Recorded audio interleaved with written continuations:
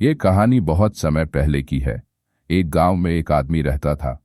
उस आदमी की हरकतों की वजह से गांव के लोगों ने उसे कायर का बिरुद दिया हुआ था। गांव के सभी लोग उसे उसके नाम से नहीं बल्कि कायर कह के ही बुलाते थे। वो आदमी खुद भी इस बिरुद की वजह से काफी परेशान रहता था। इसलिए ही उसने एक दिन तय किया कि वो अपने आप को बदलेगा। उस आदमी ने गांव के एक साधु के बारे में सुन रखा था। वो साधु के पास चला गया। उस आदमी ने साधु को अपनी परेशानी सुनाई और उनसे प्रार्थना की कि वो उसे बहादुरी सिखाए, जिससे उसे जो कायर का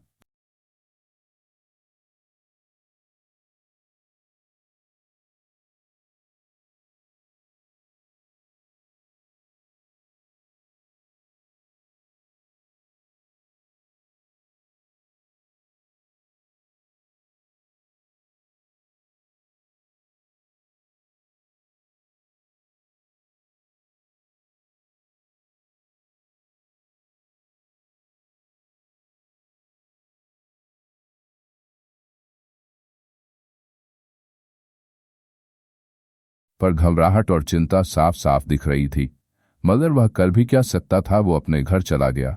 उस आदमी के कुछ दिन उसी विचार में बीत गए कि मैं यह काम करूं या ना करूं।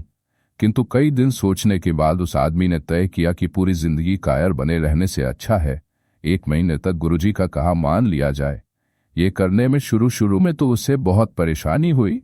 उसके मुंह से कोई शब्द ही नहीं निकलता था और वो थर थर कांपने लगता था।